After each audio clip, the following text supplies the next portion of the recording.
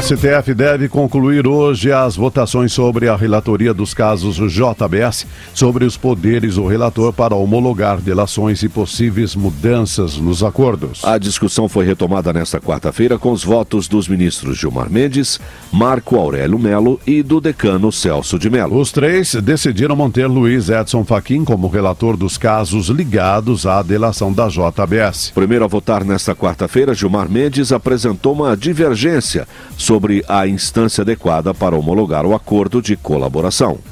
Tenho que a melhor interpretação deve ser no sentido de que a homologação compete ao colegiado. O acordo de colaboração não é simples meio de obtenção de prova. Seu efeito não se limita às provas que serão oferecidas pelo colaborador. O acordo de colaboração é também um negócio jurídico processual que traz efeitos benéficos ao colaborador. Com base nele, o Ministério Público pode deixar de deduzir denúncias, rompendo o princípio da obrigatoriedade da ação penal, ou as penas cominadas são reduzidas, ou as penas aplicadas são revistas. Um ato de tal importância deveria ser, desde logo, realizado pelo colegiado. O ministro do Supremo, mais uma vez, atacou a autonomia do Ministério Público Federal para fechar os acordos de delação. Irônico, Gilmar Mendes ressaltou que o STF não deve nenhum tipo de lealdade à Procuradoria. Já se falou aqui que nós teríamos um dever de lealdade para com a Procuradoria, por exemplo. Nós temos dever de lealdade para com a Constituição, não com a Procuradoria. Pelo menos esse era o meu entendimento até a semana passada. Por fim, Gilmar Mendes questionou ainda os termos específicos do acordo de delação fechado com Joesley Batista, da JBS. O ministro alfinetou o Procurador-Geral da República, Rodrigo Janot, e apontou que há dúvidas sobre a legalidade da colaboração feita pelo empresário. Como pretende o Procurador-Geral da República avaliar se Joesley Batista é o líder da organização criminosa? O Ministério Público acaba de isentar os delatores de responder a processo. Que tipo de investigação usará para provar o contrário? Repito, como se pretende avaliar se Joesley Batista é o líder da organização criminosa?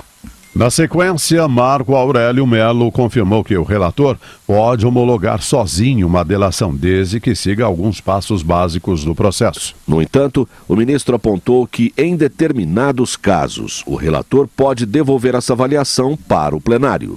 Se surgir um fato novo, o próprio relator, que será também o relator do processo crime, a ser formalizado, apresentará esse fato novo com a honestidade de propósito que lhe é própria ao colegiado julgador, e o colegiado julgador terá campo amplo para se manifestar a respeito.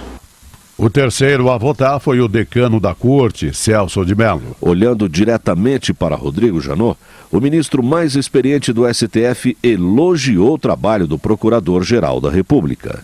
Não posso deixar de reconhecer a atuação responsável e independente do eminente senhor Procurador-Geral da República, Dr. Rodrigo Janot, que tem exercido a chefia do Ministério Público da União com grande seriedade, atento aos gravíssimos encargos que incidem sobre o Ministério Público.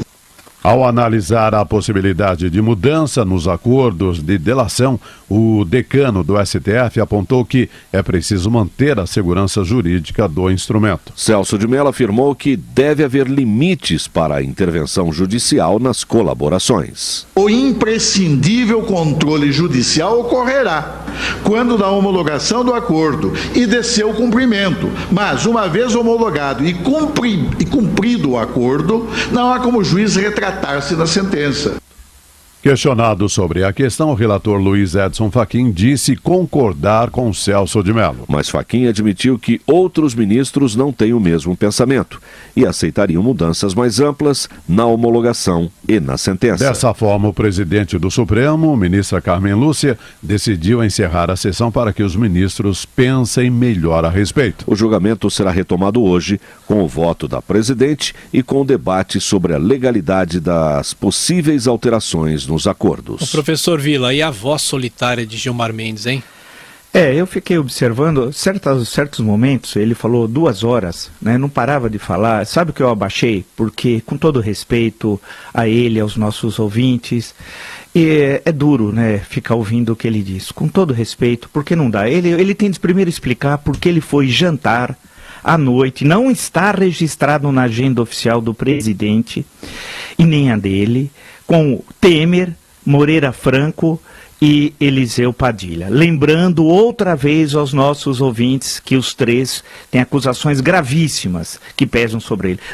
Imagine os nossos ouvintes nos Estados Unidos. Imagine o presidente Trump, por alguma razão, acusado na Suprema Corte ou envolvendo um grande escândalo, né, de corrupção, um ministro da Suprema Corte americana indo jantar com o presidente americano. Isso é impossível. Nós temos valores éticos, morais da República. Isso não pode ocorrer. Essa é a primeira observação. Segundo, ele está absolutamente isolado. Fez um discurso de candidato, ali não é jurídico não, ali é política pura, E eu espero, como eu já disse, quando Gilmar Mendes perde, o Brasil ganha. Agora, por fim, é duro aguentar uma sessão do Supremo. A confusão é tão grande que no final a presidente Carmen Lúcia tentou sistematizar o que foi discutido e ela não conseguiu. Não é só porque eu também não consegui, era impossível. Eles interrompem um ao outro parece Assembleia Estudantil, a todo momento. Tem hora que um dá uma parte, aí o outro dá uma parte, o outro dá uma parte e dá uma parte. Em suma, é uma confusão generalizada. Cada ministro é um tribunal. Aquilo é um rolo. Foi citado até o Código Penal japonês, né? A confusão é total, né? E aquele, com tudo, me desculpe usar a expressão circo, mas é um circo respeitando os palhaços, evidentemente, mas é um grande circo. Eu não aguento ver aquilo. Tá tudo errado. Até o capinha, aquele que coloca capa nos ministros e puxa a cadeira, ganha 7 mil reais por mês. Isso é um absurdo. Eles sequer puxam a cadeira. Isso não é república. Portanto, vamos aguardar agora como é que vai terminar a sessão, esse tipo de avaliação do julgamento. Mas, olha, é triste, precisa ter muita paciência aguentar uma sessão do Supremo Tribunal Federal. Eu tenho dó dos advogados, dos funcionários e das pessoas que trabalham na comunicação, que são obrigados, até por dever de ofício, de ficar ouvindo aquelas ladainhas. Eu vou aguardar a decisão, professor, porque realmente está se entregando ao Procurador-Geral da República um monstruoso poder. Eu espero que os demais votos venham a mexer na sessão do Supremo Tribunal para que se limite um pouco esse monstruoso poder do Ministério Público Federal no respeito da condução da ação penal, mesmo sabendo que o titular da ação penal é o próprio Ministério Público. Mas isso vai muito além. Um acordo para que o criminoso não responda a crime nenhum é um acordo terrível.